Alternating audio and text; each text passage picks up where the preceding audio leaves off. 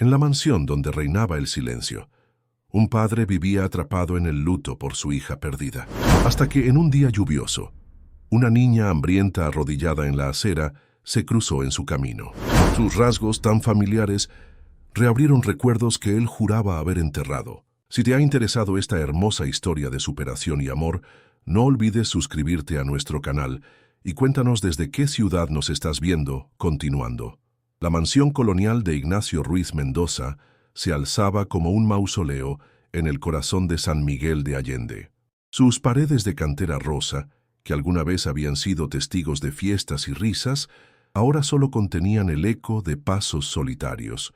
Desde que Valeria, su única hija, había desaparecido de su vida 3 años atrás, la casa se había convertido en un santuario congelado en el tiempo.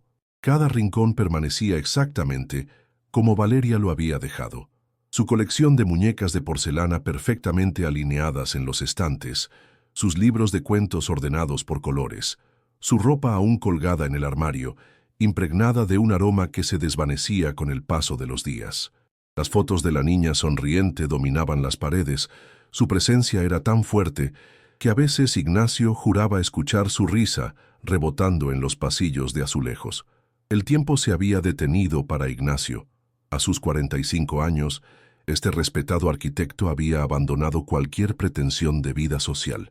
Su rutina era tan predecible como el movimiento de las manecillas del antiguo reloj del salón.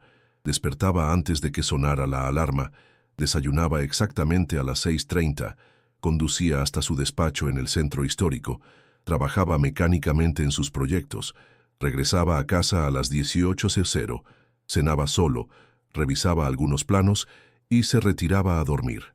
Las palabras que salían de su boca se limitaban a lo estrictamente necesario. Su asistenta, doña Socorro, había aprendido a respetar ese silencio sepulcral, entrando y saliendo de la casa como una sombra. «Buenos días, don Ignacio», murmuró Socorro aquella mañana mientras dejaba el café sobre la mesa del comedor.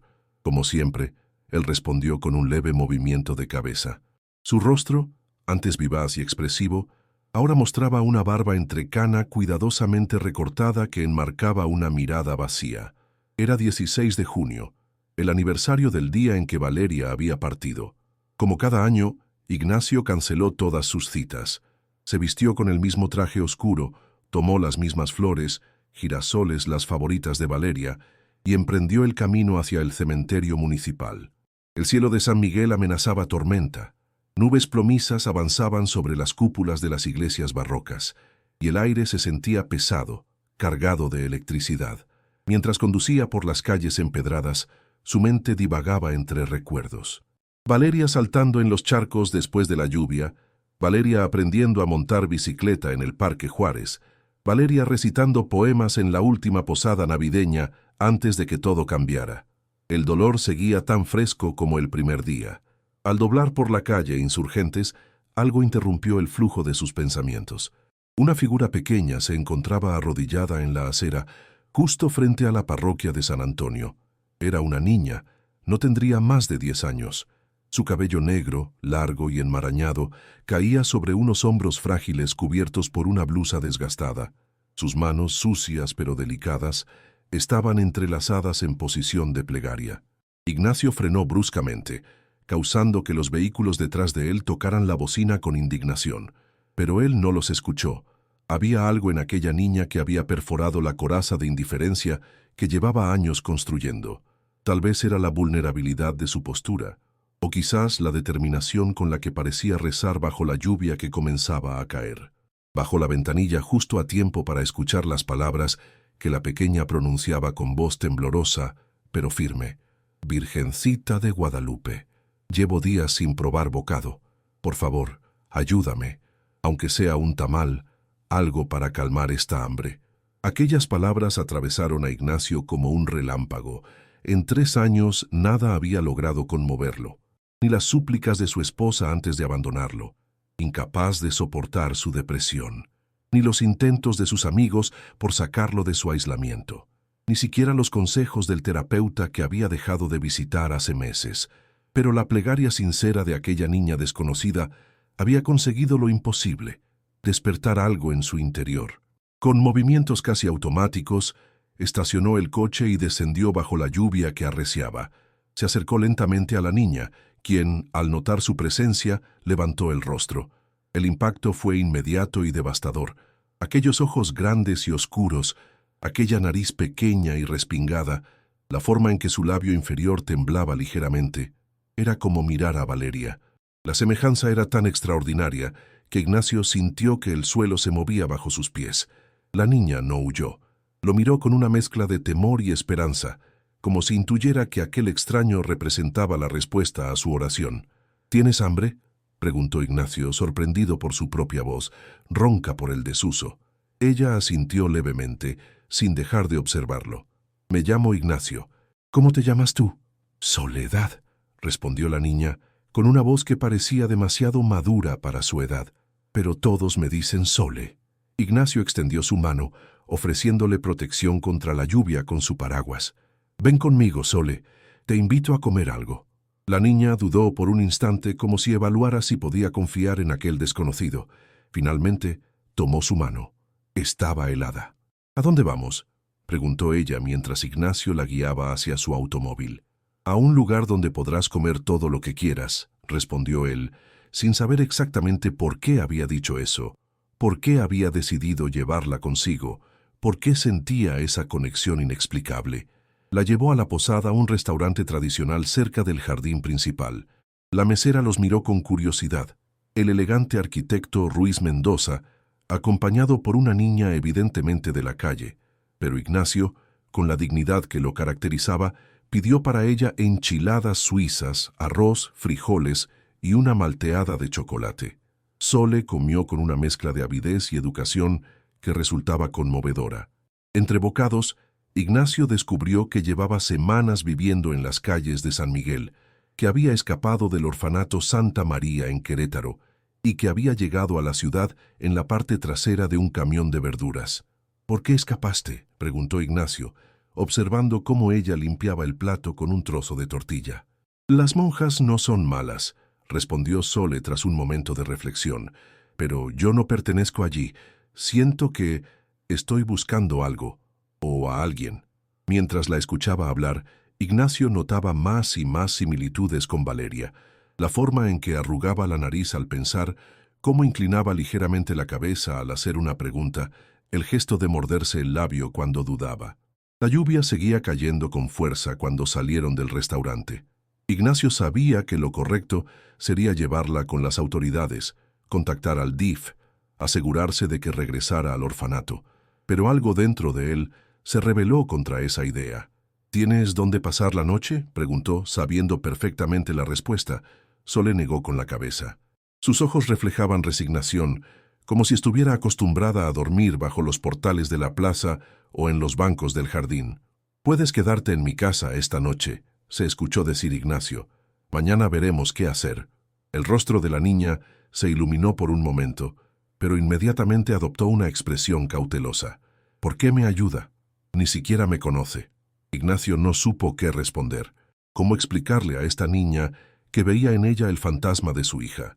¿Que por primera vez en 3 años sentía algo diferente al dolor? ¿Que su plegaria había tocado algo profundo en su alma dormida? «A veces», dijo finalmente, «ayudar a alguien es también ayudarse a uno mismo». Cuando llegaron a la mansión en el barrio de San Antonio, doña Socorro los recibió con una mezcla de asombro y desconcierto. Ver a su patrón regresar temprano del cementerio ya era inusual.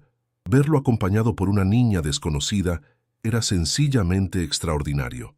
«Doña Socorro, ella es Soledad. Se quedará con nosotros esta noche», anunció Ignacio con una autoridad que no admitía cuestionamientos. «Por favor, prepare el baño y busque algo de ropa que pueda servirle». La mujer asintió, lanzando una mirada compasiva hacia la pequeña empapada. Había algo en aquella niña, en su postura digna a pesar de las circunstancias, que le resultaba extrañamente familiar. Mientras Sole se bañaba, Ignacio se dirigió al cuarto de Valeria. Con manos temblorosas, abrió el armario que había permanecido sellado durante 3 años. El aroma a lavanda y a infancia lo golpeó como una ola. Entre las prendas cuidadosamente dobladas, encontró un pijama de franela con estampado de estrellas que Valeria adoraba. Lo tomó y por primera vez desde que ella partiera, no sintió que profanaba un santuario al tocar sus cosas. Cuando Sole salió del baño envuelta en una toalla demasiado grande, Ignacio le ofreció el pijama. «Era de mi hija», dijo simplemente. «Creo que te quedará bien». La niña tomó la prenda con reverencia, como si entendiera el valor sentimental que tenía para aquel hombre. «Gracias», murmuró. «La cuidaré mucho». Esa noche, mientras Soledad dormía en la habitación de huéspedes, Ignacio permaneció despierto, atormentado por preguntas. ¿Qué estaba haciendo? ¿Por qué había traído a esta niña a su casa? ¿Era solo por el parecido con Valeria o había algo más, algo que no podía explicar? Desde la ventana de su estudio, contempló la lluvia que seguía cayendo sobre San Miguel. Los girasoles que había comprado para llevar al cementerio descansaban olvidados sobre la mesa. Por primera vez en 3 años, el aniversario había pasado sin su ritual de duelo. Por primera vez, algo más importante había ocupado su mente y su corazón, y mientras la tormenta amainaba sobre la ciudad colonial, Ignacio sintió que algo comenzaba a descongelarse dentro de él. Como si la plegaria de una niña hambrienta hubiera sido el primer rayo de sol después de un invierno interminable. La mañana siguiente llegó con un cielo despejado, como si la tormenta de la noche anterior hubiera limpiado no solo las calles de San Miguel, sino también el aire espeso que durante años había envuelto la vida de Ignacio. El arquitecto despertó sobresaltado al escuchar risas provenientes de la cocina, un sonido tan ajeno a aquella casa que por un momento creyó estar soñando. Se vistió apresuradamente y bajó las escaleras de cantera. En la cocina, doña Socorro y Soledad conversaban animadamente mientras preparaban chilaquiles. La niña, aún con el pijama de Valeria, batía huevos en un cuenco con una concentración absoluta. «Buenos días, don Ignacio», saludó Socorro con una sonrisa que él no había visto en años. «La niña y yo estamos preparando el desayuno. Dice que le gustan los chilaquiles con mucho queso». «Con muchísimo queso», precisó Soledad, mirándolo con cierta timidez. «¿A usted también le gustan así?» Ignacio sintió un nudo en la garganta. Valeria siempre había insistido en que los chilaquiles debían tener muchísimo queso, papi, hasta que no se vean los totopos. «Sí», respondió con voz ronca. «Exactamente así». Durante el desayuno, observó cada gesto de Soledad, la forma en que sostenía el tenedor, cómo separaba cuidadosamente el aguacate, el hábito de tomar pequeños sorbos de jugo entre cada bocado. Cada movimiento era un espejo de Valeria, una coincidencia tan perfecta que resultaba inquietante. «¿Qué vamos a hacer hoy?», preguntó la niña cuando terminó su plato, mirándolo con esos ojos que parecían contener el mismo universo que los de su hija. La pregunta lo tomó desprevenido. Lo correcto, lo sensato, sería llamar a las autoridades, explicar la situación, asegurarse de que Soledad regresara al orfanato en Querétaro. Pero la idea de verla partir, de volver al silencio sepulcral de la casa, le resultaba insoportable. «Hoy es sábado», dijo finalmente. «¿Te gustaría conocer San Miguel?» El rostro de Sole se iluminó con una sonrisa radiante. «Me encantaría. He visto la parroquia desde lejos, pero nunca he entrado». Así comenzó un día que cambiaría el curso de sus vidas. Recorrieron juntos el centro histórico. Visitaron la imponente parroquia de San Miguel Arcángel. Pasearon por el jardín principal donde las jacarandas desplegaban su color violeta. Exploraron el mercado de artesanías, donde Ignacio le compró una pequeña muñeca de trapo vestida de teguana. Para sorpresa de Ignacio, Sole mostró un interés particular por la arquitectura. Se detenía a observar los detalles de las fachadas coloniales. Preguntaba por los estilos, los materiales, los colores. Igual que Valeria, pensó él, recordando cómo su hija solía acompañarlo a sus obras, y hacía preguntas que asombraban a los ingenieros.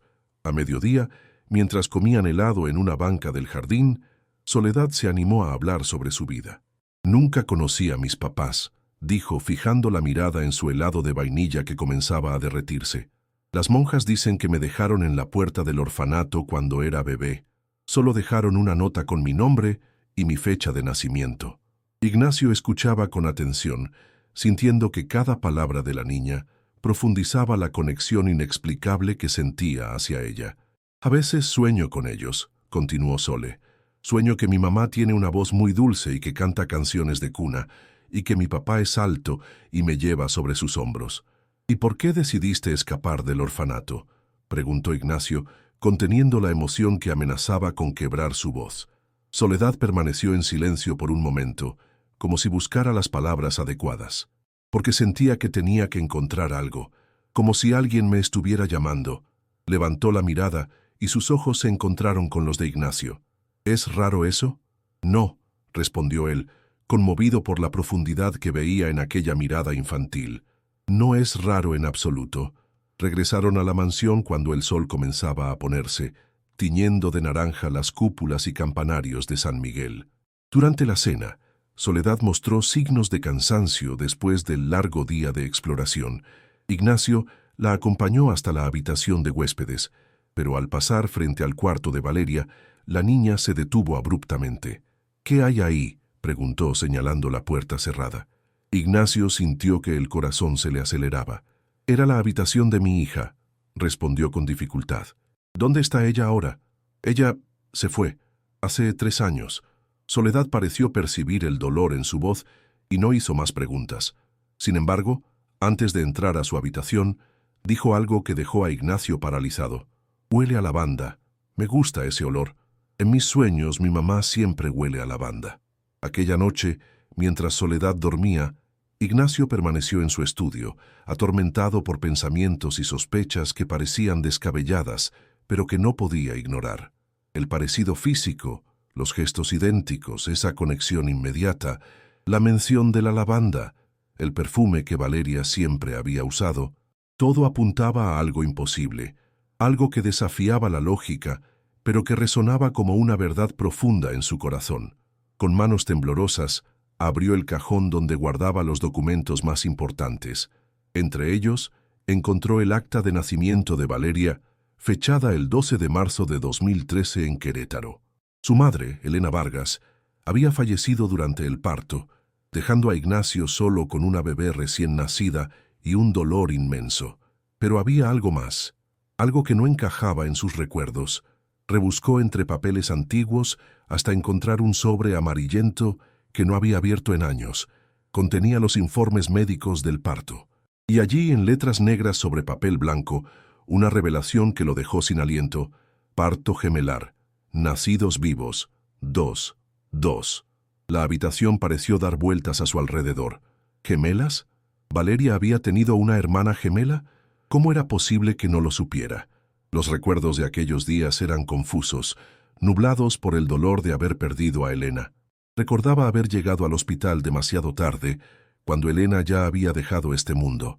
Recordaba a una enfermera poniéndole a Valeria en los brazos, pero todo lo demás era un borrón de pena y confusión. Durante las siguientes horas, revisó frenéticamente todos los documentos relacionados con el nacimiento de Valeria. En una carpeta olvidada, encontró lo que parecía ser un formulario incompleto de adopción y una nota escrita a mano por Elena meses antes del parto.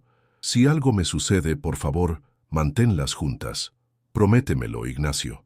Una promesa que nunca había conocido, una promesa que había roto sin saberlo. Con una claridad repentina y dolorosa, Ignacio comenzó a unir las piezas. Debió haber sido el hospital, o quizás los servicios sociales, quienes habían tomado la decisión. Él, sumido en el dolor por la pérdida de Elena, apenas consciente de lo que sucedía a su alrededor, probablemente había firmado documentos sin leerlos, había aceptado a una bebé sin preguntar por la otra. Y esa otra bebé, la hermana gemela de Valeria, había terminado en el orfanato Santa María en Querétaro, el mismo del que Soledad había escapado. La coincidencia era demasiado grande para ser casual. El parecido, la edad, el orfanato, todo apuntaba a una verdad que parecía sacada de una telenovela, pero que explicaría la conexión inmediata, casi sobrenatural, que había sentido con la niña desde el primer momento. Pero necesitaba estar seguro, necesitaba pruebas concretas. A la mañana siguiente, mientras doña Socorro llevaba a Soledad al mercado para comprar ingredientes para la comida, Ignacio hizo una llamada que jamás pensó que haría. Contactó a Mateo Valencia, un viejo amigo que trabajaba en un laboratorio médico en Querétaro. «Necesito un favor, Mateo», dijo sin preámbulos. Necesito un análisis de ADN con urgencia y discreción. ¿ADN? ¿Para qué necesitas eso, Ignacio? Hace años que no sé de ti y ahora apareces pidiéndome... Por favor, interrumpió Ignacio. Es importante, más importante de lo que puedo explicar por teléfono. Hubo un silencio al otro lado de la línea. Finalmente, Mateo suspiró. Está bien. Ven mañana al laboratorio. Temprano antes de que llegue el personal. Esa tarde, mientras observaba a Soledad jugar en el jardín, Ignacio se debatía entre la esperanza y el miedo. Si sus sospechas eran ciertas, si esta niña era realmente la hermana gemela de Valeria, su hija biológica, ¿qué significaría eso? ¿Cómo le explicaría a Soledad una verdad tan compleja? ¿Y qué derecho tenía él, después de 10 años de ausencia inconsciente, a reclamarla como suya? Pero había otra pregunta que lo atormentaba aún más. ¿Qué haría si resultaba que estaba equivocado? Si Soledad no era quien él creía que era. La idea de perder nuevamente esa conexión, de volver a la soledad y al silencio, le resultaba insoportable. ¿En qué piensas? La voz de Soledad lo sacó de sus cavilaciones. La niña se había acercado silenciosamente y ahora lo observaba con curiosidad. Estaba pensando, comenzó Ignacio, eligiendo cuidadosamente sus palabras, en que mañana tengo que hacer un viaje corto a Querétaro. Un asunto de trabajo. ¿Querétaro? Los ojos de Soledad se abrieron con alarma. ¿Vas a llevarme de vuelta al orfanato? No, respondió él rápidamente, tomando sus manos pequeñas entre las suyas. No voy a llevarte allí, te lo prometo. De hecho, estaba pensando que podrías quedarte aquí con doña Socorro mientras yo regreso. La niña lo miró con una mezcla de alivio y duda. ¿De verdad voy a poder quedarme? ¿Por cuánto tiempo? Ignacio sintió que algo se quebraba dentro de él ante la vulnerabilidad en aquella pregunta. Esta niña había pasado su corta vida sin un lugar al que pertenecer realmente, sin nadie que la reclamara como suya. Por el tiempo que quieras, respondió con una firmeza que sorprendió incluso a él mismo. Esta casa puede ser tu hogar, Sole, si tú lo deseas. La sonrisa que iluminó el rostro de la niña fue como un amanecer después de la noche más oscura. Sin decir palabra, se lanzó a los brazos de Ignacio, abrazándolo con una intensidad que hablaba de años de soledad y anhelo. Y en ese momento, mientras la sostenía contra su pecho, Ignacio supo que, independientemente de lo que revelara la prueba de ADN, ya había tomado su decisión. Esta niña, que había aparecido en su vida como una respuesta a una oración que ni siquiera sabía que había hecho, se quedaría con él. Le daría el hogar que merecía, el amor que le había sido negado, la familia que ambos habían perdido. Pero primero necesitaba conocer la verdad, toda la verdad. Esa noche, cuando Soledad dormía profundamente, Ignacio entró sigilosamente en su habitación. Con infinito cuidado, tomó un pequeño mechón de su cabello negro y lo guardó en un sobre. Luego se dirigió al cuarto de Valeria. De una caja donde guardaba sus más preciados recuerdos, extrajo un cepillo que conservaba algunos cabellos de su hija. Mañana la ciencia confirmaría o desmentiría lo que su corazón ya sabía, que el destino, de alguna manera misteriosa e inexplicable, había traído de vuelta a su vida lo que creía perdido para siempre. El camino a Querétaro nunca le había parecido tan largo a Ignacio. A pesar de que la carretera serpentea entre paisajes de cactus y mezquites por apenas 2 horas, cada kilómetro parecía estirarse infinitamente bajo las ruedas de su Audi. Llevaba el sobre con los cabellos en el bolsillo interior de su saco y sentía su peso como si cargara piedras. Querétaro despertaba con la actividad habitual de un lunes: tráfico moderado, oficinistas apurados, vendedores ambulantes instalando sus puestos. Pero para Ignacio, la ciudad tenía hoy un significado completamente distinto. Estas calles guardaban secretos que podían cambiar el curso de su vida para siempre. El laboratorio de Mateo se encontraba en un edificio moderno en la zona de Juriquilla. Tal como habían acordado, llegó antes del horario de apertura. Su amigo lo esperaba en la entrada, con el rostro marcado por la curiosidad y la preocupación. «Te ves terrible», comentó Mateo al saludarlo, estudiando las ojeras pronunciadas bajo los ojos de Ignacio. «¿Cuándo fue la última vez que dormiste bien?» «Hace aproximadamente 10 años», respondió Ignacio con una sonrisa amarga. Ya en el interior del laboratorio, Mientras Mateo preparaba las muestras para el análisis, Ignacio finalmente le contó la historia. El encuentro con Soledad, las coincidencias asombrosas, el documento que revelaba la existencia de gemelas y sus sospechas de que la niña podría ser su hija biológica. Mateo lo escuchó en silencio, procesando cada palabra con la meticulosidad propia de un científico. Cuando Ignacio terminó, se ajustó las gafas y dijo: «Sabes que esto tomará tiempo, ¿verdad? Un análisis de ADN completo no es algo que pueda hacerse en unas horas». «¿Cuánto tiempo?», preguntó Ignacio, sintiendo que cada minuto de incertidumbre era una tortura. «Normalmente una semana, pero para ti…». Mateo consultó su reloj. «Puedo acelerarlo. 3 días. Es lo mejor que puedo hacer. 3 días. 72 horas de espera, de dudas, de expectativas». Ignacio asintió, agradeciendo a su amigo con un apretón de manos. «Mientras tanto», añadió Mateo, «¿por qué no visitas el orfanato? Quizás puedan darte información sobre los orígenes de la niña». El orfanato Santa María se alzaba en las afueras de la ciudad, un edificio de paredes blancas, coronado por una pequeña capilla. El lugar parecía tranquilo y bien cuidado, con un jardín donde algunos niños jugaban bajo la supervisión de mujeres vestidas con hábitos grises. Ignacio fue recibido por la directora, Madre Consolación, una mujer de unos 60 años con rostro sereno y mirada penetrante. Le explicó que estaba buscando información sobre una niña que había estado bajo su cuidado. Soledad. «Ah, Soledad», dijo la monja y su expresión se ensombreció. «Desapareció hace 2 semanas. Hemos estado muy preocupadas. ¿Sabe usted dónde está?». Con cautela, Ignacio le contó cómo había encontrado a la niña en San Miguel. Omitió sus sospechas sobre el parentesco, limitándose a explicar que le había dado refugio temporalmente. «Debería haberla traído de vuelta inmediatamente», le reprendió la Madre Consolación, «o al menos contactar a las autoridades».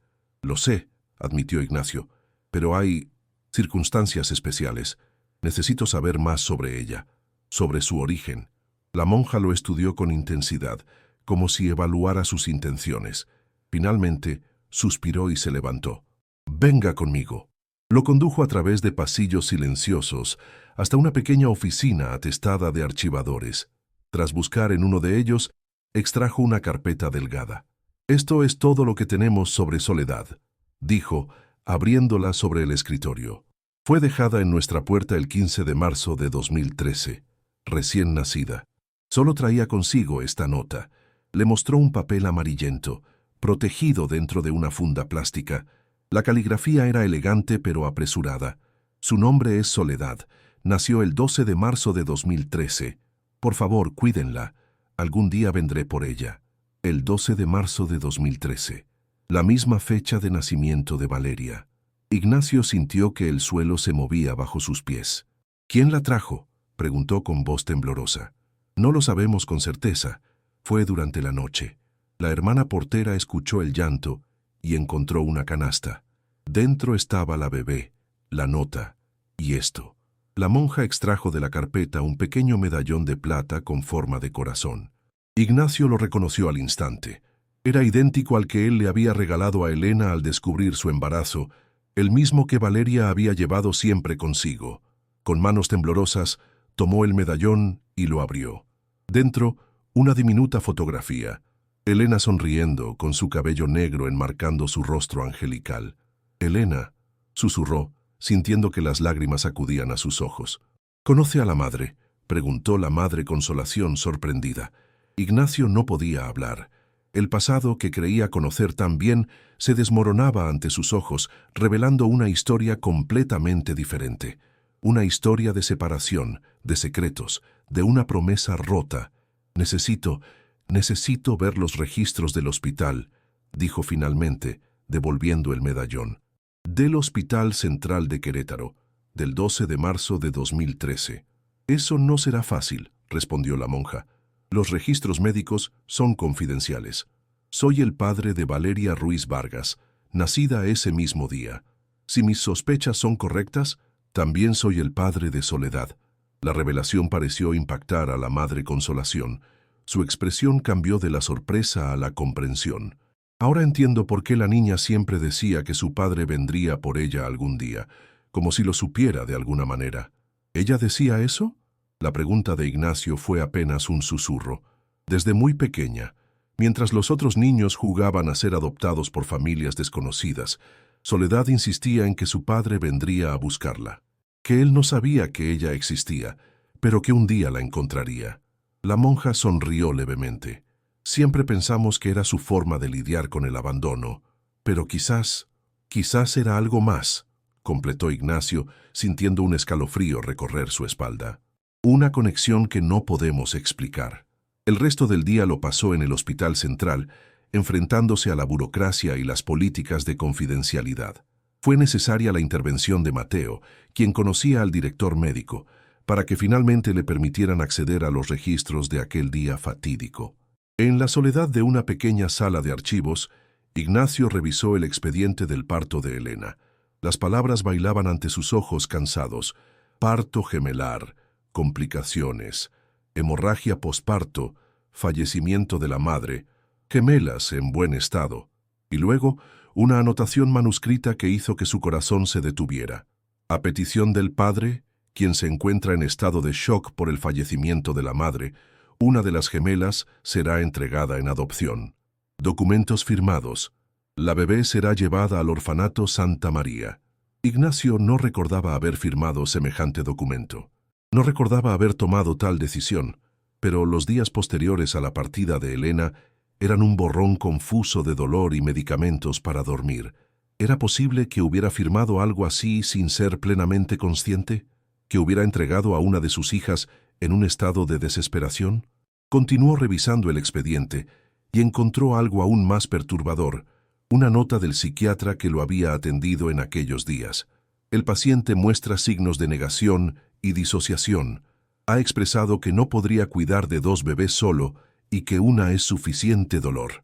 Las palabras lo golpearon como un puñetazo. ¿Realmente había dicho eso? ¿Había abandonado a una de sus hijas porque representaba demasiado dolor, demasiada responsabilidad? El peso de la culpa cayó sobre él como una losa. Durante 10 años, mientras él construía una vida con Valeria, Soledad había crecido en un orfanato, soñando con un padre que nunca llegaba. Y todo porque él, en su debilidad, había sido incapaz de enfrentar la responsabilidad de criar a 2 niñas sin Elena. Salió del hospital cuando ya anochecía. Las luces de Querétaro parpadeaban bajo un cielo sin estrellas. Se sentía exhausto, abrumado por revelaciones que reescribían no solo su pasado, sino también su percepción de sí mismo. En el hotel donde se hospedaría durante los 3 días de espera por los resultados del ADN, Ignacio llamó a doña Socorro para saber cómo estaba Soledad. «Está bien, don Ignacio», respondió la asistenta. «Hoy me ayudó a hacer tamales. Tiene buena mano para la cocina, igual que usted cuando era joven. Preguntó por mí. Necesitaba saber si la niña lo extrañaba, si pensaba en él, todo el tiempo. ¿Quiere saber cuándo regresará? Le dije que mañana, pero me corrigió diciendo que serían 3 días, que usted le había dicho en secreto».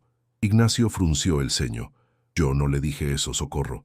«Pues ella insiste, dice que lo sabe, que puede sentirlo». Nuevamente esa extraña conexión que desafiaba explicaciones racionales. Como si Soledad y él estuvieran unidos por hilos invisibles que trascendían la distancia y el tiempo. Los siguientes 2 días los dedicó a investigar más sobre su propio pasado. Visitó el despacho del notario que había manejado sus asuntos legales tras la partida de Elena. Allí encontró el documento de adopción que había firmado, cediendo la custodia de bebé Vargas II. Ni siquiera le habían puesto nombre, al Estado. Su firma estaba allí, temblorosa pero inequívoca, y junto a ella la firma de una trabajadora social y la de un médico que certificaba que él estaba en pleno uso de sus facultades mentales al momento de firmar. Una mentira. Él no había estado en sus cabales, había estado roto, devastado, incapaz de procesar la pérdida de Elena y el nacimiento simultáneo de 2 vidas que dependían completamente de él. El tercer día, Mateo lo llamó temprano. «Los resultados están listos», dijo sin preámbulos. «Deberías venir». El laboratorio parecía más silencioso que nunca cuando Ignacio entró. Mateo lo esperaba en su oficina con un sobre cerrado sobre el escritorio. «Antes de mostrarte esto», dijo su amigo, «quiero que sepas que, sea cual sea el resultado, lo que has descubierto estos días ya ha cambiado tu vida y la de esa niña». Ignacio asintió, incapaz de hablar. Mateo abrió el sobre y extrajo un informe lleno de gráficos y porcentajes que Ignacio apenas entendía. En términos simples, explicó el científico, ambas muestras de cabello pertenecen a individuos con una relación de parentesco extremadamente cercana. La probabilidad de que sean hermanas gemelas idénticas es del 99.9%. Aunque ya lo sabía en su corazón, escuchar la confirmación científica hizo que Ignacio se desplomara en la silla, abrumado por la magnitud de la verdad. Y hay más, continuó Mateo. Comparé ambas muestras con el ADN que teníamos archivado tuyo, de cuando donaste sangre para el banco del hospital hace años. La compatibilidad genética confirma que eres el padre biológico de ambas. Soledad es mi hija, murmuró Ignacio, sintiendo que las palabras tenían un poder transformador al ser pronunciadas. Mi hija. Sí, confirmó Mateo. ¿Y ahora qué piensas hacer? La pregunta quedó flotando en el aire mientras Ignacio contemplaba el informe que reescribía su historia familiar. ¿Qué haría? ¿Cómo le explicaría a Soledad una verdad tan compleja? ¿Cómo le diría que él, su padre biológico, la había entregado en adopción en un momento de debilidad? ¿Que mientras su hermana gemela crecía en una mansión con todos los privilegios, ella había pasado su infancia en un orfanato? Voy a hacer lo correcto, respondió finalmente, poniéndose de pie con una determinación que no había sentido en años. Voy a traerla a casa, donde siempre debió estar. Mientras conducía de regreso a San Miguel, con el sol poniéndose tras las montañas, Ignacio ensayaba mentalmente las palabras que diría a Soledad. ¿Cómo se le explica a una niña de 10 años una verdad tan dolorosa y compleja? ¿Cómo se reparan 10 años de ausencia? Al llegar a la mansión ya era noche cerrada. Las luces del salón estaban encendidas, y a través de la ventana pudo ver a Soledad sentada en el sofá, leyendo uno de los libros de arquitectura que él guardaba en su biblioteca.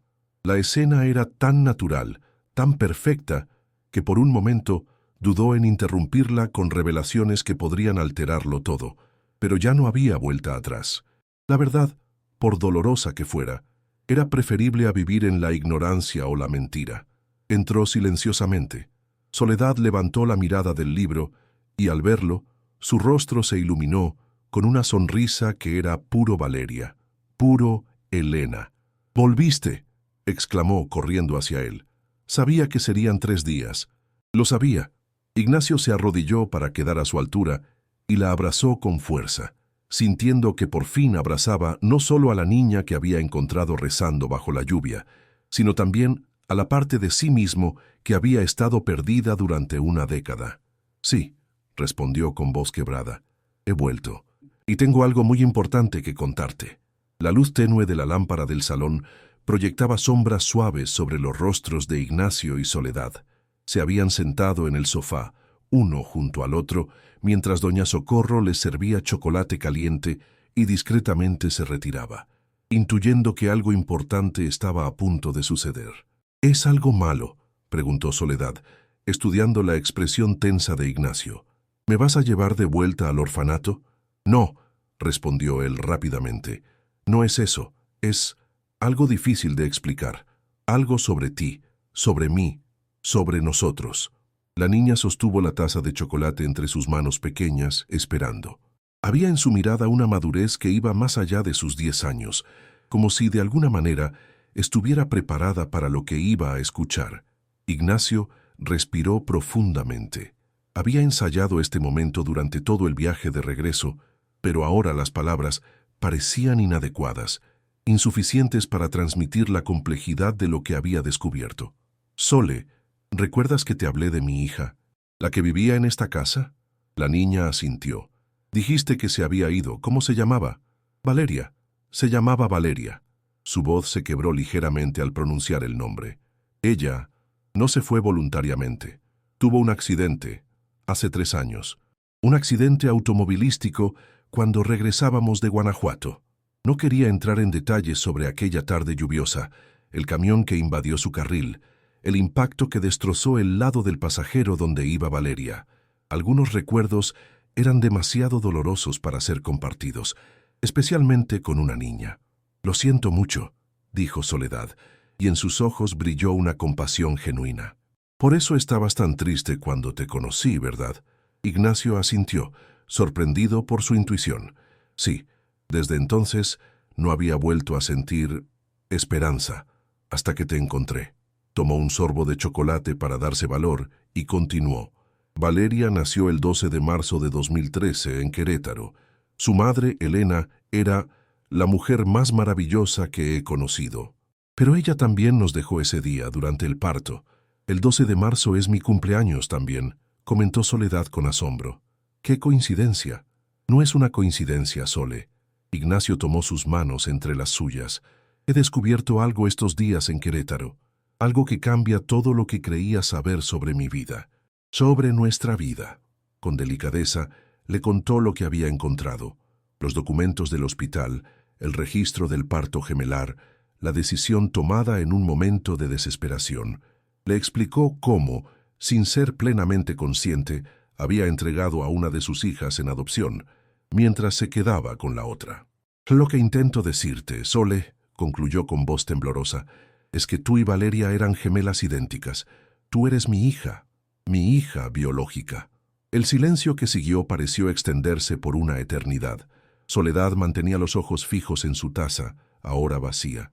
Su rostro, normalmente tan expresivo, se había vuelto inescrutable. ¿Sole?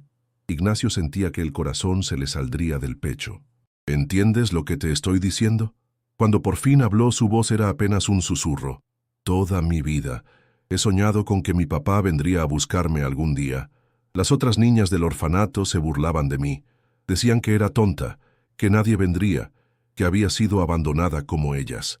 Levantó la mirada, y sus ojos estaban llenos de lágrimas contenidas. Pero yo sabía que era diferente.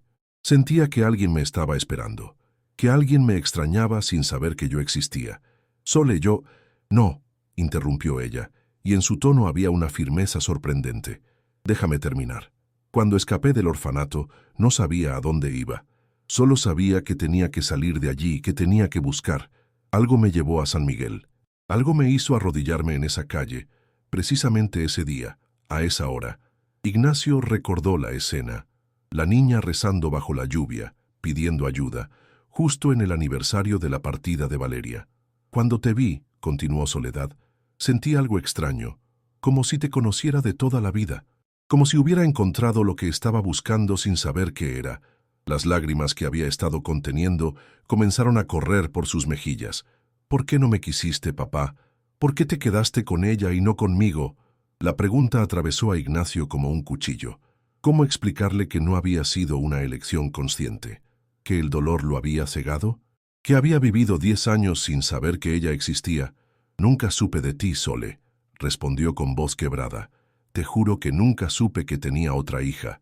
Si lo hubiera sabido, jamás te habría dejado en ese lugar. Jamás. ¿De verdad no sabías? La incredulidad se mezclaba con la esperanza en su voz. No lo sabía. Te lo juro por la memoria de tu madre. Por la memoria de Valeria. Ignacio sentía que cada palabra era insuficiente para expresar el remordimiento que lo consumía. Estaba perdido después de perder a Elena. Apenas recuerdo esos días. Firmé papeles sin leer. Tomé decisiones sin pensar. Te perdí sin saber que te estaba perdiendo. Soledad permaneció en silencio, procesando lo que acababa de escuchar. Finalmente preguntó, ¿cómo era ella? ¿Valeria? La pregunta sorprendió a Ignacio, pero entendió que Soledad necesitaba conocer a la hermana que nunca tuvo la oportunidad de conocer. Era extraordinaria, respondió, sintiendo que un nudo se formaba en su garganta. Inteligente, curiosa, llena de vida, le encantaba la arquitectura como a mí. Solía acompañarme a las obras y hacer preguntas que asombraban a los ingenieros. Tenía una risa que podía iluminar toda la casa. Se levantó y tomó una fotografía enmarcada que descansaba sobre la chimenea. En ella, Valeria sonreía a la cámara, con el jardín principal de San Miguel como fondo. Se parecía mucho a ti, dijo, entregándole la fotografía. Aunque ahora me doy cuenta de que eres tú quien se parece a ella, porque ella nació primero. Soledad tomó el marco entre sus manos, estudiando el rostro de su hermana gemela con fascinación. Era como mirarse en un espejo, pero un espejo que mostraba una vida diferente. una vida que podría haber sido la suya. Tenía tus mismos gestos, continuó Ignacio. La forma en que arrugas la nariz cuando piensas, cómo inclinas la cabeza cuando haces una pregunta, incluso la manera en que sostienes tu taza de chocolate, son idénticas. ¿Y mi mamá?, preguntó Soledad, sin apartar la mirada de la fotografía. ¿Cómo era ella? Ignacio se sentó nuevamente a su lado, sintiendo que por primera vez en años podía hablar de Elena sin que el dolor fuera insoportable. Elena era hermosa, por dentro y por fuera. Tenía tu mismo cabello negro y brillante, y tus ojos, esos ojos que parecen poder ver a través de las personas. Sonrió con nostalgia. Era profesora de literatura en la Universidad de Querétaro. Nos conocimos cuando yo estaba diseñando el nuevo edificio de humanidades. Ella criticó mis planos. Dijo que no había contemplado espacios suficientes para que los estudiantes pudieran leer tranquilos. La anécdota hizo sonreír a Soledad. ¿Y te enojaste? Al contrario, me enamoré en ese mismo instante. Ignacio se sorprendió a sí mismo por la facilidad con que fluían estos recuerdos que por tanto tiempo había mantenido enterrados. Elena tenía esa capacidad de ver lo que los demás no veíamos, de encontrar belleza en lugares inesperados. Se levantó nuevamente y extrajo algo del bolsillo de su saco, el medallón de plata que había recuperado del orfanato. Esto era de ella, dijo, entregándoselo a Soledad. Te lo dejó cuando te llevaron al orfanato. Creo que quería que tuvieras algo suyo, algo que te conectara con tu origen. Soledad abrió el medallón con cuidado reverencial. Al ver la fotografía de Elena, sus ojos se llenaron nuevamente de lágrimas. «Es tan bonita», murmuró. A veces sueño con ella, con una mujer de cabello negro que me canta canciones de cuna». Ella solía cantar todo el tiempo, confirmó Ignacio. Tenía una voz preciosa. Permanecieron en silencio por un momento, cada uno sumido en sus propios pensamientos. Finalmente, Soledad habló. «¿Qué va a pasar ahora? Conmigo». La pregunta estaba cargada de incertidumbre y esperanza. Ignacio comprendió que, a pesar de todo lo que le había contado, ella aún temía ser rechazada, enviada de vuelta al orfanato. «Eso depende de ti, Sole», respondió con suavidad. «Yo quiero que te quedes aquí conmigo. Quiero ser tu padre, no solo biológicamente, sino en todos los sentidos. Quiero darte el hogar que siempre debiste tener, pero entenderé si es demasiado para ti, si necesitas tiempo». La respuesta de Soledad llegó en forma de acción, no de palabras. Dejó la fotografía y el medallón sobre la mesa y, sin previo aviso, se lanzó a los brazos de Ignacio, abrazándolo con una intensidad que hablaba de años de anhelo y soledad. «Quiero quedarme», dijo entre sollozos. «Quiero quedarme para siempre». Ignacio la sostuvo contra su pecho, sintiendo que algo profundo y fundamental se reparaba dentro de él. Por 10 años había vivido con un vacío inexplicable, un vacío que ni siquiera la presencia de Valeria había podido llenar completamente. Ahora entendía por qué. Era el espacio reservado para esta niña, para Soledad, su hija perdida y encontrada. «Entonces te quedarás», prometió, besando su cabeza, «para siempre». Los días siguientes fueron un torbellino de emociones y actividades. Había trámites legales que realizar, papeles que firmar, autoridades que convencer. Ignacio contactó al mejor abogado de San Miguel, quien inició inmediatamente el proceso de recuperación de la patria potestad y adopción formal. La historia conmovió a todos los involucrados: jueces, trabajadores sociales, funcionarios del DIF, el caso del arquitecto que había perdido a su esposa, separado involuntariamente de una de sus hijas gemelas y que por obra del destino o la providencia la había encontrado 10 años después, se convirtió en la comidilla de San Miguel. Mientras tanto, la mansión de Cantera Rosa comenzaba a transformarse. Ignacio había mantenido el cuarto de Valeria como un santuario intocable durante 3 años. Ahora, con infinito cuidado y respeto, empezó a hacer espacio para Soledad. No se trataba de reemplazar a Valeria, sino de honrar su memoria mientras construían algo nuevo. Juntos, Ignacio y Soledad decidieron qué conservar, qué guardar, qué compartir. Los juguetes favoritos de Valeria encontraron un lugar de honor en estantes compartidos con los nuevos que Ignacio había comprado para Soledad. Las fotografías de la niña ausente permanecieron en las paredes, pero ahora acompañadas por nuevas imágenes que documentaban el inicio de esta segunda oportunidad. Una tarde, mientras reorganizaban la habitación, Soledad encontró una caja de música que había pertenecido a Valeria. Al abrirla, una melodía suave llenó el aire. «Conozco esta canción», dijo con asombro. «Es la canción de mis sueños. La que mi mamá cantaba. Era la favorita de Elena», confirmó Ignacio. «La cantaba cada noche mientras acariciaba su vientre. Ustedes dos la escucharon antes de nacer». Soledad cerró los ojos, dejándose envolver por la melodía. «Es como si una parte de mí siempre hubiera sabido quién era, de dónde venía, como si algo en mi interior hubiera guardado estos recuerdos, esperando el momento de despertar». Ignacio la observó, maravillado por la profundidad de sus reflexiones. Esta niña, que había crecido en circunstancias tan difíciles, poseía una sabiduría que trascendía su edad. «A veces», continuó Soledad, «en el orfanato, sentía como si alguien más estuviera conmigo, como una amiga invisible que me acompañaba y me protegía. Quizás era Valeria», sugirió Ignacio suavemente. «Quizás, de alguna manera, ella sabía de ti. Las gemelas idénticas comparten una conexión especial, dicen». Soledad sonrió ante esa idea. «Me gusta pensar eso, que ella me cuidaba, aunque no nos conociéramos». El proceso legal avanzó con sorprendente rapidez, facilitado por el ADN que confirmaba la paternidad de Ignacio y por la historia extraordinaria que había detrás. 6 semanas después del regreso de Querétaro, el juez firmó la resolución definitiva. Soledad Ruiz Vargas era, oficial y legalmente, hija de Ignacio Ruiz Mendoza. Para celebrar, organizaron una pequeña fiesta en el jardín de la mansión. Doña Socorro preparó todos los platillos favoritos de Soledad, que en estas semanas había descubierto su pasión por los chiles en nogada y el mole poblano. Algunos amigos cercanos de Ignacio, que poco a poco volvían a su vida tras años de aislamiento, trajeron regalos y buenos deseos. En medio de la celebración, Soledad se acercó a Ignacio con una expresión seria.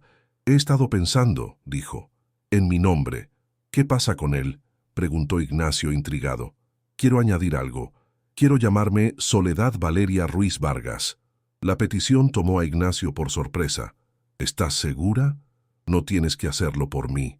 «No lo hago por ti», respondió ella con determinación. «Lo hago por ella, para que su nombre siga vivo, para que sepa que aunque nunca nos conocimos en vida, ahora somos hermanas para siempre». El otoño llegó a San Miguel de Allende con sus tonalidades ocres y doradas. Las bugambilias que trepaban por los muros de la mansión Ruiz cambiaban sus flores fucsias por un color más intenso, casi púrpura.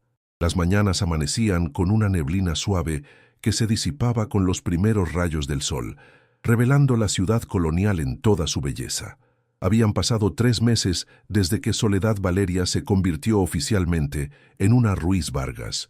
La vida en la mansión había encontrado un nuevo ritmo, una cotidianidad compartida que día a día sanaba viejas heridas.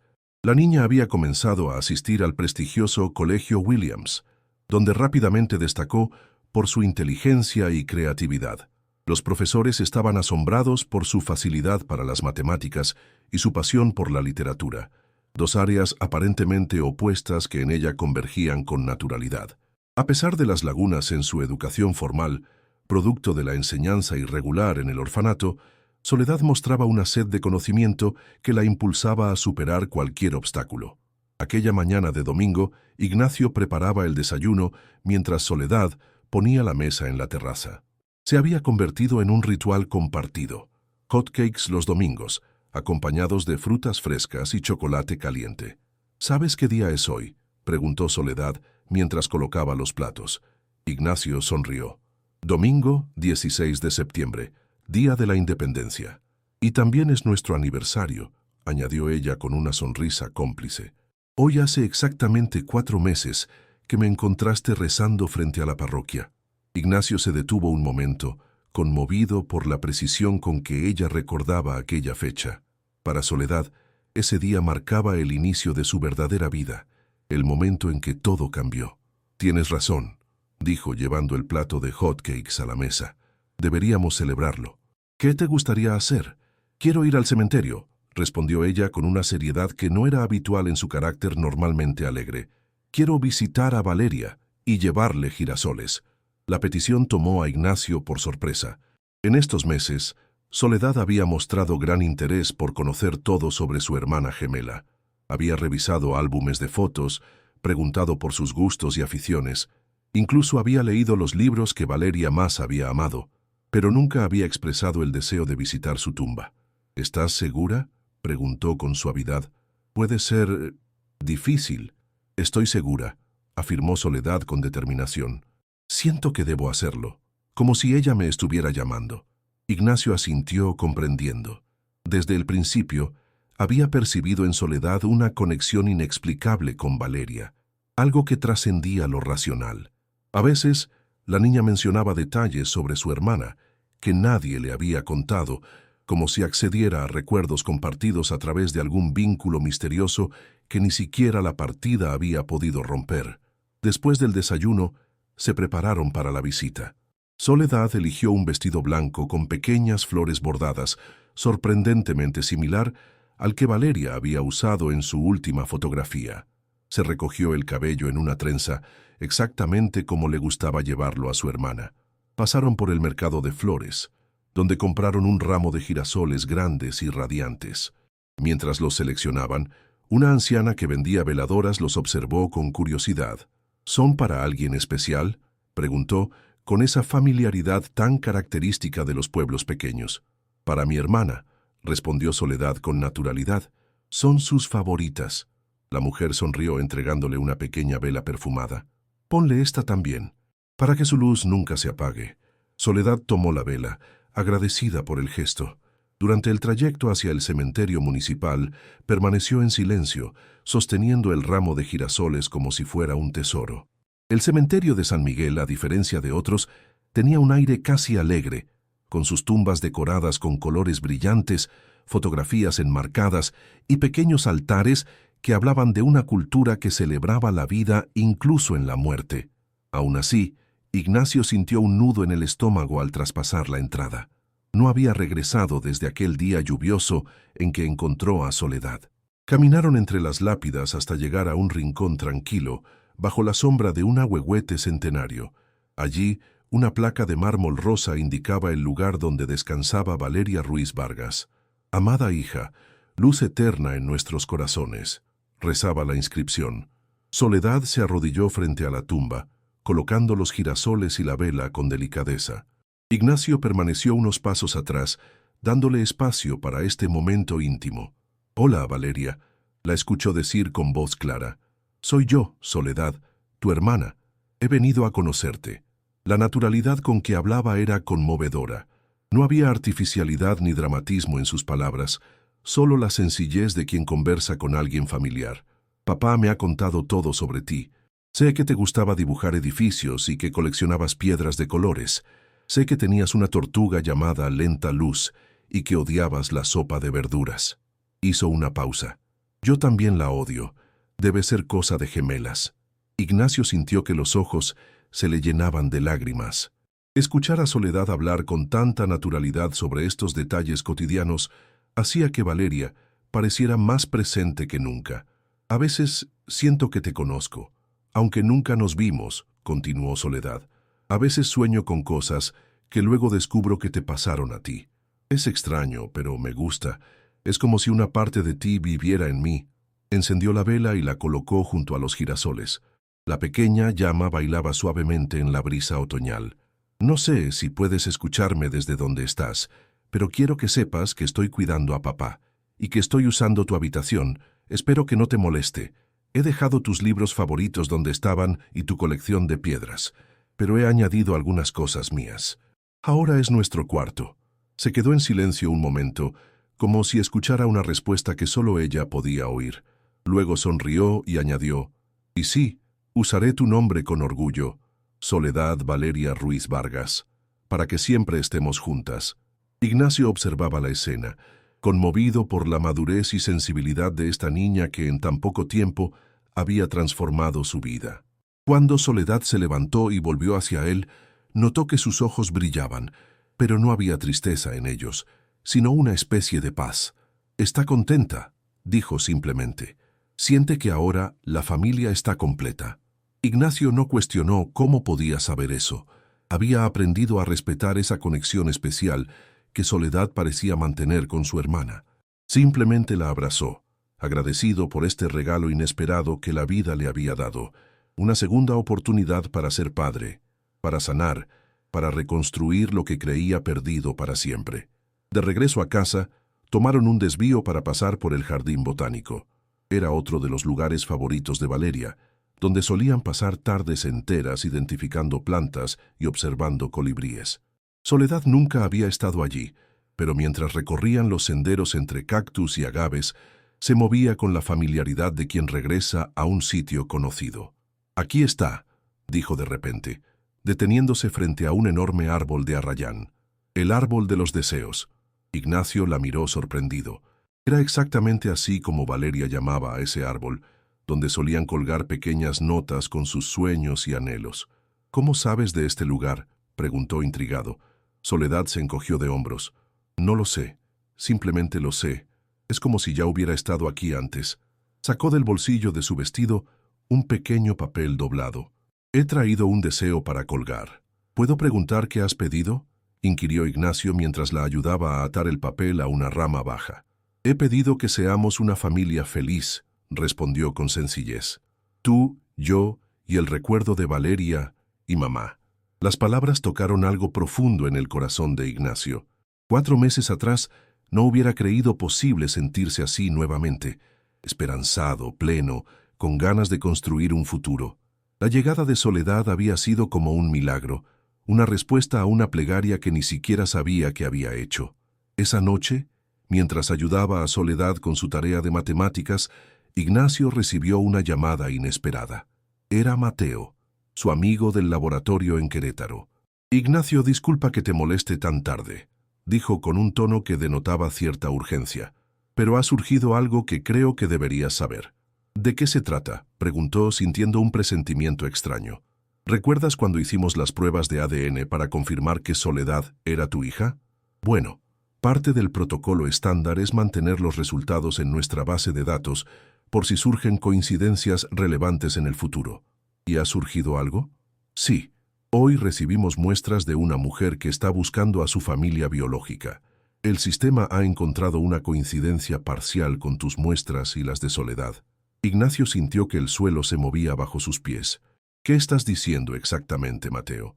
«Estoy diciendo que, según nuestros análisis, esta mujer podría ser pariente cercana tuya, muy cercana. De hecho, los marcadores genéticos sugieren una relación de primer grado». «¿Primer grado? ¿Te refieres a... podría ser tu hermana, tu madre o...?» Mateo hizo una pausa. «Tu hija». El mundo pareció detenerse por un instante. Ignacio miró a Soledad, quien seguía concentrada en sus ejercicios, ajena a la conversación que estaba cambiando nuevamente el curso de sus vidas. «Eso es imposible», susurró, alejándose un poco para que la niña no lo escuchara. «Mis únicas hijas eran Valeria y Soledad, y Valeria...» «Lo sé», interrumpió Mateo. «Por eso te llamo». La mujer se presentó con el nombre de Carmela Díaz.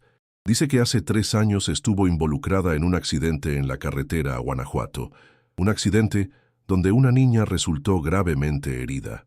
Ignacio sintió que le faltaba el aire. El accidente.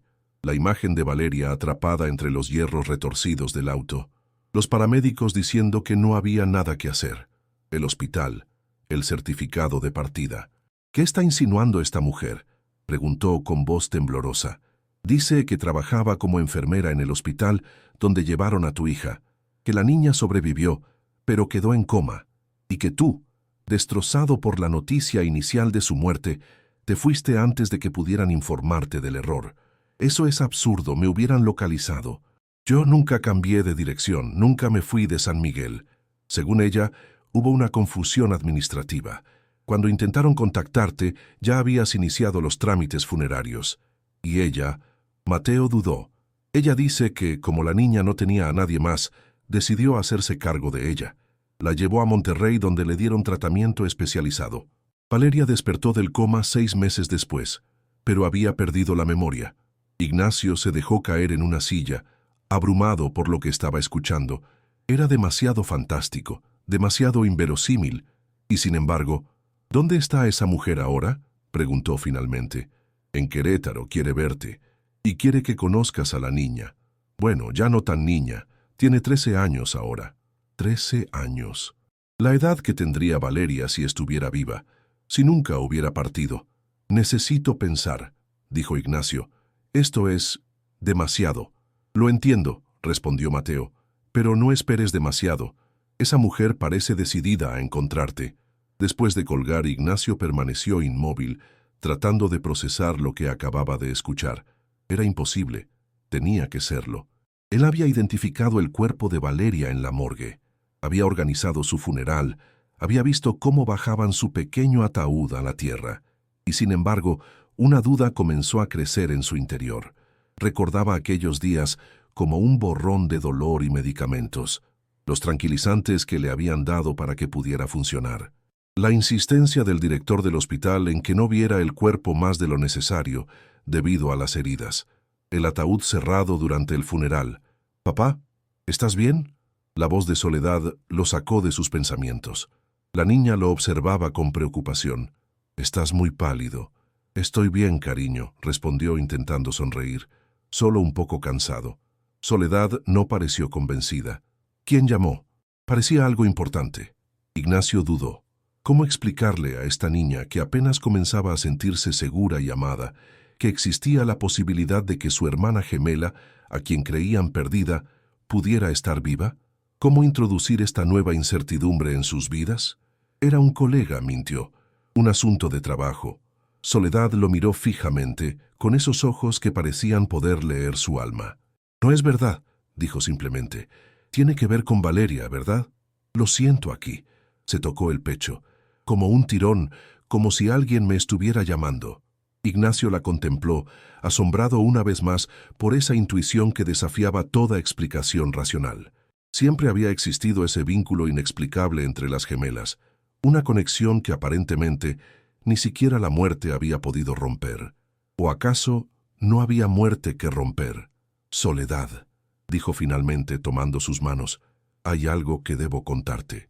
Algo que acabo de descubrir y que ni yo mismo sé si creer». Con palabras sencillas pero sinceras, le explicó la llamada de Mateo, la aparición de esta mujer llamada Carmela y su extraordinaria afirmación, que Valeria podría estar viva, que podría haber sobrevivido al accidente. Esperaba que Soledad se mostrara confundida, quizás asustada ante la posibilidad de que su vida volviera a cambiar drásticamente, pero para su sorpresa, la niña lo escuchó con absoluta calma, como si de alguna manera ya supiera lo que iba a escuchar. «Ella está viva», dijo cuando Ignacio terminó. No era una pregunta, sino una afirmación. «Lo sé desde esta mañana, cuando estuvimos en el cementerio. No sentí su presencia allí. Sentí que estaba en otro lugar, llamándome». Ignacio la miró sin saber qué decir. ¿Era posible que Soledad hubiera percibido, a través de ese vínculo gemela, que Valeria seguía en este mundo? «¿Qué vamos a hacer, papá?», preguntó Soledad con una madurez que superaba con creces sus 10 años. «Vamos a descubrir la verdad», respondió Ignacio, sintiendo que una nueva determinación crecía en su interior. «Mañana mismo iremos a Querétaro. Vamos a encontrar a esa mujer y a la niña que dice ser Valeria. Y si realmente es ella», añadió Soledad con una sonrisa esperanzada, «nuestra familia estará completa por fin». Ignacio asintió, conmovido por la generosidad de esta niña que, lejos de sentir celos o temor ante la posibilidad de compartir su recién encontrado hogar, veía en ello una bendición. Esa noche, mientras Soledad dormía profundamente, Ignacio revisó viejas cajas de documentos, buscando cualquier indicio que pudiera confirmar o desmentir la historia de Carmela Díaz. Encontró el certificado de defunción de Valeria, firmado por un médico cuyo nombre no recordaba, el informe policial del accidente, que mencionaba lesiones incompatibles con la vida, fotografías del auto destrozado. Pero también encontró algo que había olvidado, una carta del hospital, fechada 2 semanas después del accidente, solicitando que se presentara para discutir aspectos importantes relacionados con su hija. Carta que, en su estado de shock y negación, había ignorado, asumiendo que se trataba de algún trámite burocrático pendiente. ¿Era posible? ¿Podría haber ocurrido un error tan monumental? ¿Podría Valeria haber sobrevivido sin que él lo supiera? La esperanza, esa emoción que por tanto tiempo había estado ausente de su vida, comenzó a florecer nuevamente en su corazón. Primero Soledad, apareciendo como por milagro en su camino, y ahora la posibilidad de que Valeria también pudiera regresar. Quizás, después de todo, el destino estaba enmendando sus errores. Quizás la plegaria de una niña hambrienta bajo la lluvia había sido escuchada no solo por él, sino por fuerzas más grandes y misteriosas. Con esa esperanza en el corazón, Ignacio finalmente se dejó vencer por el sueño, mientras en la habitación contigua, Soledad sonreía en sueños, como si ya estuviera conversando con la hermana que nunca había conocido, pero que siempre había sentido presente. La carretera que conecta San Miguel de Allende con Querétaro parecía interminable aquella mañana. A pesar del cielo despejado y el tráfico fluido, Ignacio sentía que avanzaban a un ritmo desesperadamente lento. Sus manos se aferraban al volante con tanta fuerza que los nudillos se le habían puesto blancos. A su lado, Soledad permanecía inusualmente silenciosa. Desde que habían salido de casa, había mantenido la mirada fija en el paisaje que desfilaba tras la ventanilla, los campos de agave, las montañas azuladas en la distancia, los pequeños pueblos que aparecían y desaparecían como espejismos.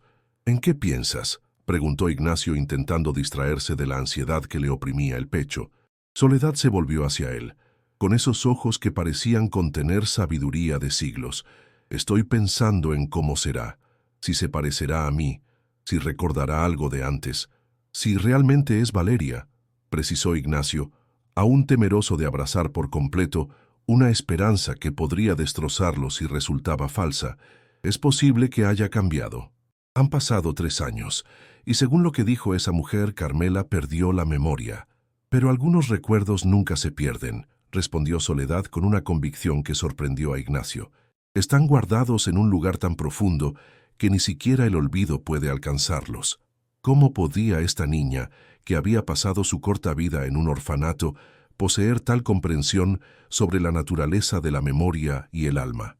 Era uno de los muchos misterios que rodeaban a Soledad, esa capacidad suya para ver más allá de lo evidente, para conectar con verdades que los demás apenas intuían. El laboratorio de Mateo, donde habían acordado encontrarse con Carmela Díaz, se encontraba en un edificio moderno de cristal y acero, tan distinto de la arquitectura colonial de San Miguel. Mientras estacionaban, Ignacio notó que sus manos temblaban ligeramente. «Todo estará bien, papá», dijo Soledad, tomando una de sus manos entre las suyas. «Pase lo que pase, estaremos juntos». Esa simple promesa, pronunciada con tanta certeza, le dio a Ignacio la fuerza que necesitaba para enfrentar lo que estaba por venir.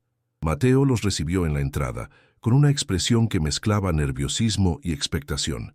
«Llegaron justo a tiempo», dijo, conduciéndolos a través de pasillos asépticos hasta una pequeña sala de reuniones. «Ellas están esperando». «Ellas». La palabra resonó en la mente de Ignacio como un eco lejano.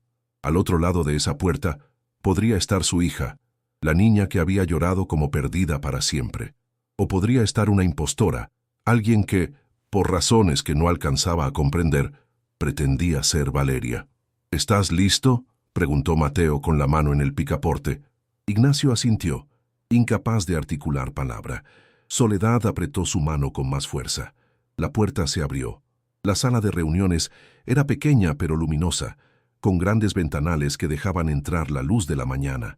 En el centro había una mesa rectangular con 6 sillas, y allí, sentadas una junto a la otra, estaban 2 figuras femeninas. La mujer mayor, que debía rondar los 40 años, se levantó inmediatamente. Tenía el cabello castaño recogido en una coleta severa y vestía con una formalidad que parecía fuera de lugar en el ambiente casual del laboratorio. «Señor Ruiz», dijo, extendiendo una mano que Ignacio estrechó mecánicamente.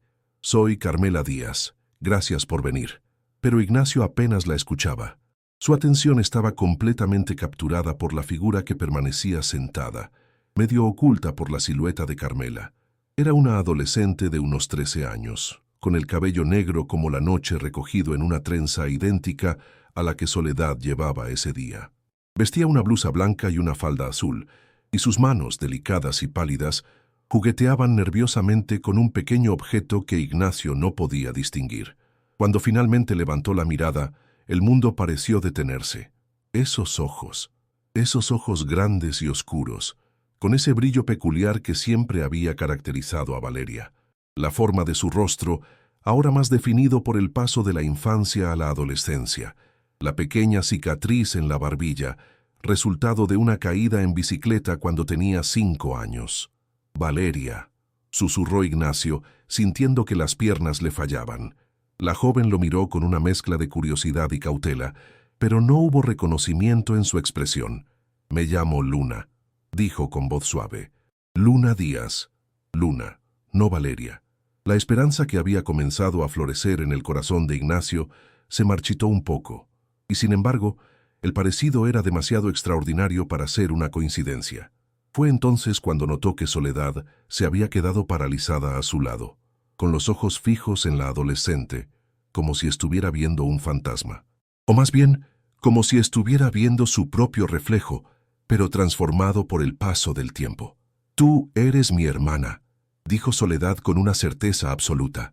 No era una pregunta, sino una afirmación que no admitía dudas.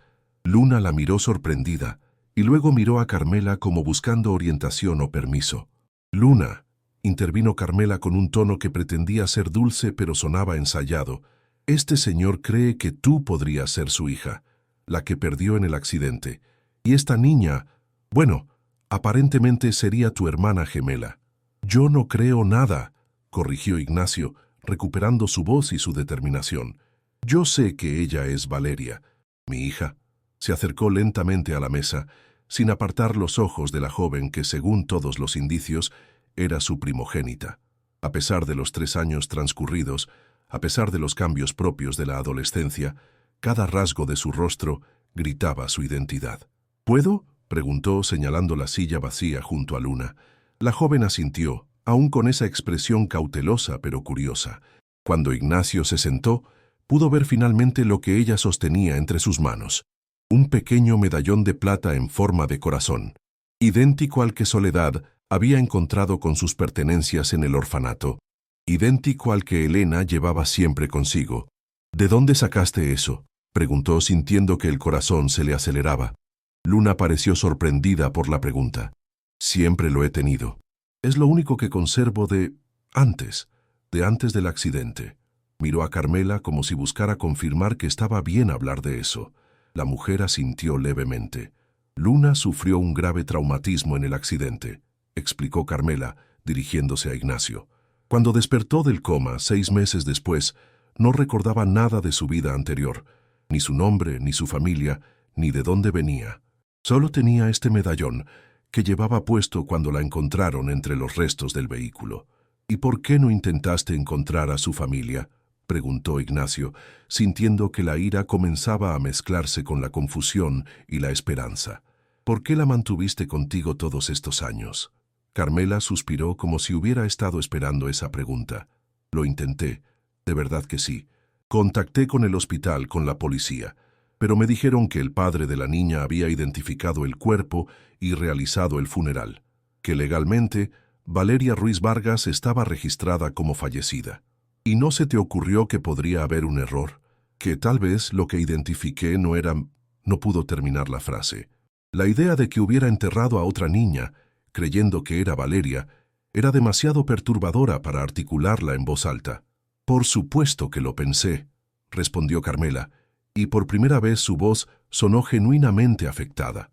«Pero cuando finalmente logré hablar con el director del hospital, me dijo que el padre estaba tan destrozado que no quería alimentar falsas esperanzas, que era mejor dejarlo en paz con su duelo». Ignacio recordó las semanas posteriores al accidente, el estado casi catatónico en que había entrado, los sedantes que lo mantenían funcionando apenas lo mínimo necesario. Recordó vagamente al director del hospital, un hombre de rostro severo que hablaba en susurros compasivos, que había insistido en un funeral rápido y discreto, con ataúd cerrado debido al estado del cuerpo. «Y después», continuó Carmela, Cuando Luna finalmente despertó no recordaba nada. Los médicos dijeron que forzarla a recordar podría ser traumático, que lo mejor era construir una nueva vida paso a paso. Así que decidiste convertirte en su madre, concluyó Ignacio, sin poder evitar un tono acusatorio. Yo no tenía familia, respondió Carmela, y por primera vez pareció verdaderamente vulnerable. Ni Luna tampoco, según lo que me habían dicho.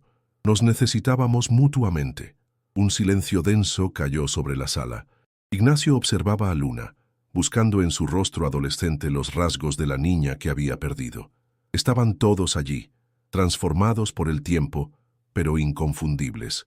El tiempo que él había perdido, los cumpleaños, los logros escolares, los momentos cotidianos que nunca recuperaría.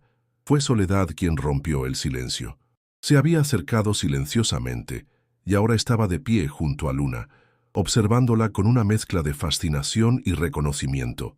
«Tienes mi cara», dijo simplemente, «o yo tengo la tuya. Somos como espejos». Luna la miró, realmente la miró por primera vez, y algo pareció cambiar en su expresión. Una chispa de reconocimiento, curiosidad, conexión. «¿Cómo te llamas?», preguntó, con una voz que ahora sonaba más cálida, más interesada. «Soledad Valeria Ruiz Vargas», respondió la niña, enunciando cada nombre con orgullo. «Pero todos me dicen Sole». «Soledad», repitió Luna, como si estuviera probando el sonido del nombre en su boca. «Significa estar solo, ¿verdad?» «Sí, pero ya no estoy sola», respondió Soledad con una sonrisa radiante. «Y tú tampoco lo estarás. No más». Con una naturalidad que dejó a todos sorprendidos, Soledad tomó la mano de Luna y colocó en su palma algo que había sacado del bolsillo de su vestido, otro medallón de plata, idéntico al que Luna sostenía. «Son iguales», dijo Luna asombrada sosteniendo ambos medallones uno junto al otro. «Por supuesto que son iguales», respondió Soledad. «Mamá nos los dejó, para que siempre estuviéramos conectadas sin importar dónde estuviéramos». «¿Mamá?». La palabra pareció despertar algo en Luna. «¿Cómo era ella?». «Hermosa», intervino Ignacio, conmovido por el intercambio entre las hermanas. «Tenía el cabello negro como ustedes y los mismos ojos. Le encantaba leer, especialmente poesía, y cantaba todo el tiempo, incluso cuando cocinaba o limpiaba la casa». «Cantaba», repitió Luna, y por un instante su mirada pareció perderse en algún lugar distante. «A veces, cuando estoy casi dormida, escucho una canción, una melodía suave que no puedo identificar, pero que me hace sentir segura». «La canción de cuna», exclamó Soledad, emocionada. «La que mamá nos cantaba antes de nacer, la que está en la caja de música». «¿Qué caja de música?», preguntó Luna cada vez más intrigada.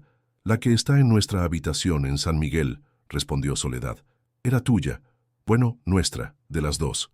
Mateo, que había permanecido en segundo plano durante toda la conversación, se aclaró la garganta.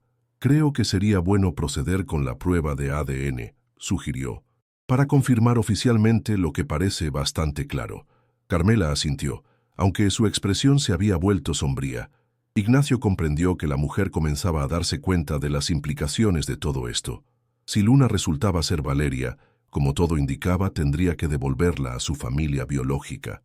Tendría que renunciar a la niña que había criado como suya durante los últimos 3 años.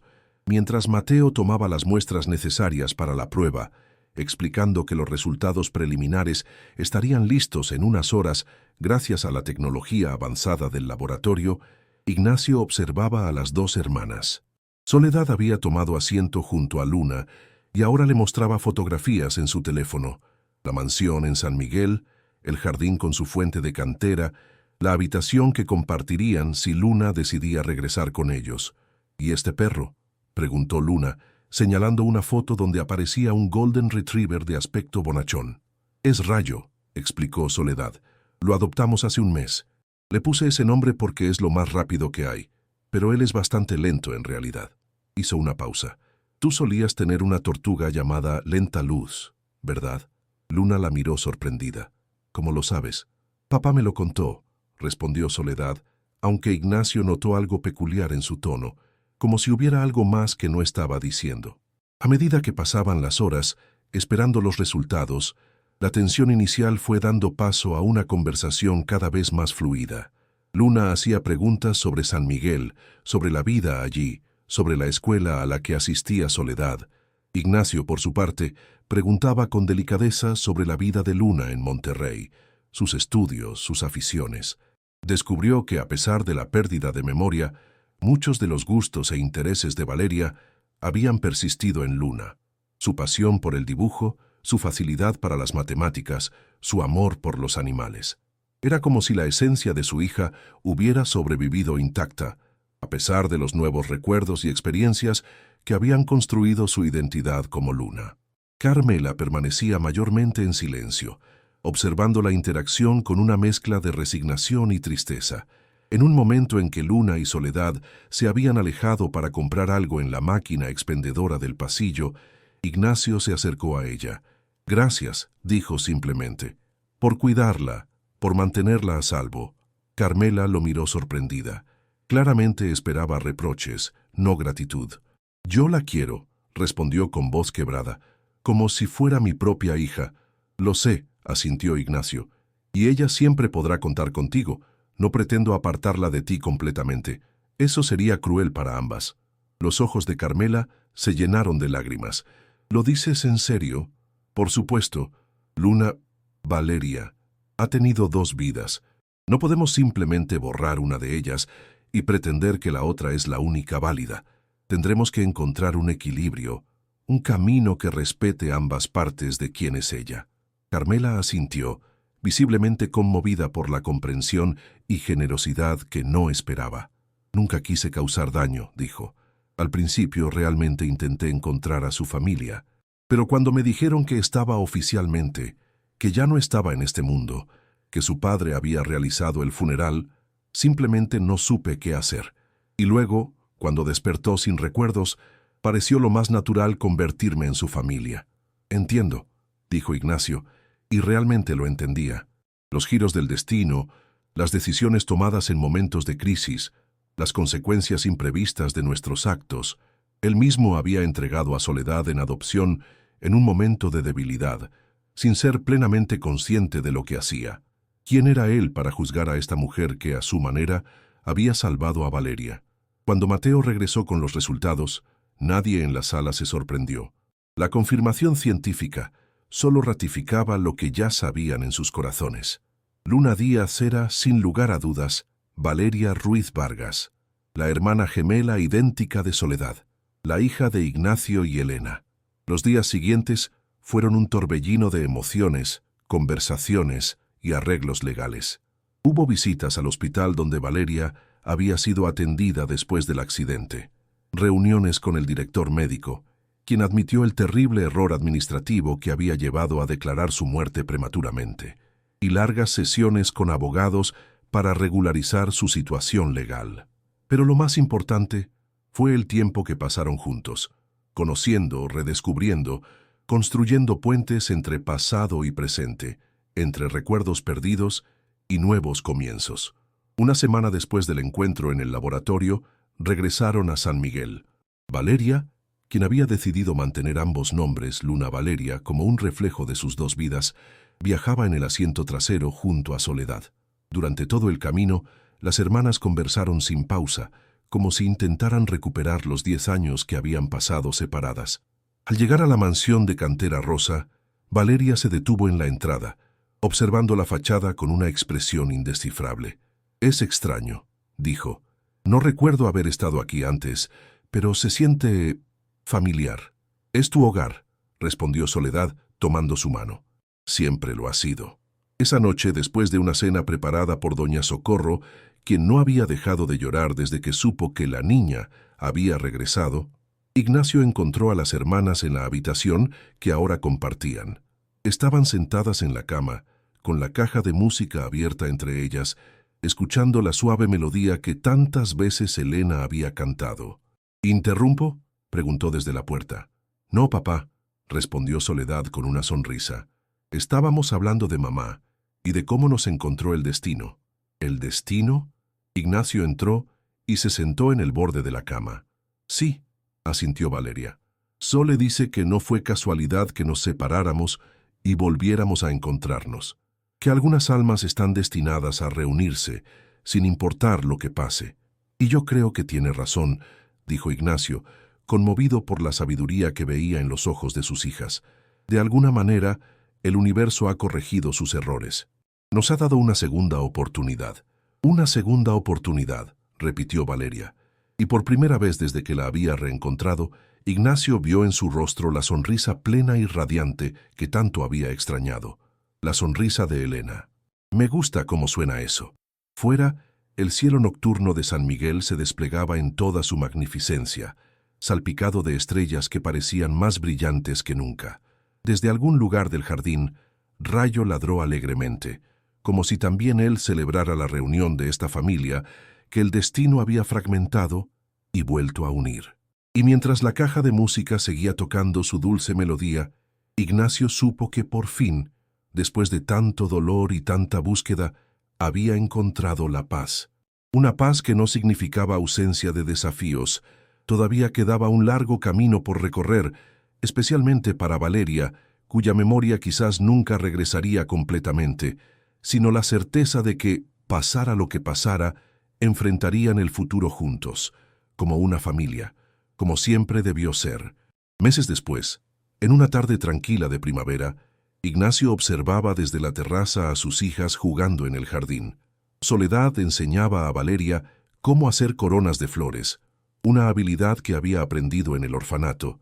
La escena era tan perfecta, tan llena de vida y alegría, que por un momento Ignacio tuvo la certeza de que Elena los observaba desde algún lugar, sonriendo. «Gracias», susurró al viento, a las flores, al cielo. «Gracias por devolverme lo que creía perdido».